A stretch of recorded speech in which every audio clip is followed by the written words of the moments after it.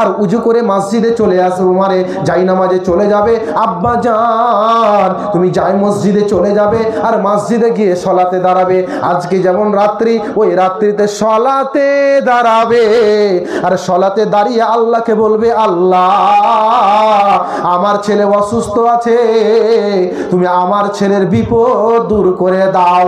আল্লাহ তোমার দোয়া ফিরাবে না, ফিরাবে না মা, ফিরাবে না।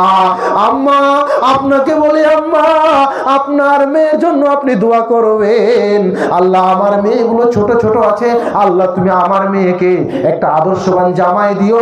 আল্লাহ আমার মেয়েকে, আব্বা যা আমাদের আপনার আব্বু কবরে চলে গেছে, আপনি নামাজে দাঁড়িয়ে গেছেন, সাজদায় পড়ে গেছেন, আল্লাহকে বলছেন, আল্লাহ আমার আব্বা কবরে চলে গেছে, আমার আব্বা কবরে কি অবস্থায় আছে জানি না, আমার আম্মু কবরে আছে জানি না, তুমি তার কবরের আযাবগুলো বন্ধ করে দাও।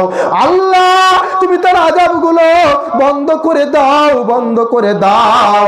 এ বলে তুমি কাঁদো না কেন, কাঁদো না কেন? কার কাছে তুমি চাইছো, কার কাছে চাইছো? তুমি আল্লাহর কাছে আসো। এই রাত্রিটা অনেক গুরুত্বপূর্ণ।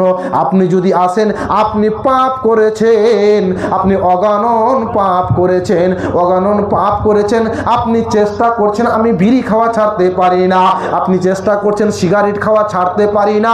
মসজিদে গিয়ে বলে যান, আল্লাহর কাছে সাজদায় বলুন, আল্লাহ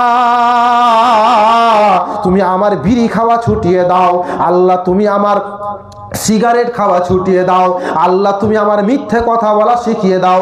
আল্লাহ আমি তোমার কাছে অনুশোচনা করছি, আল্লাহ আমি তোমার কাছে তওবা করছি, তুমি আমার এগুলো মাফ করে দাও।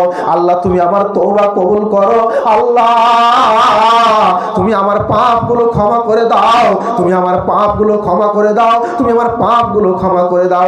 আল্লাহ তোমার কাছে হাত তুলেছি, আল্লাহ তোমার কাছে হাত তুলেছি, তুমি আমাকে ক্ষমা করে দাও, ক্ষমা করে দাও। এই জন্য আল্লাহ তাবারক ওয়া তাআলা বলছেন, আল্লাহ যে কত দয়ালু, আল্লাহ যে কত রহমান, আল্লাহ যে কত রাহিম।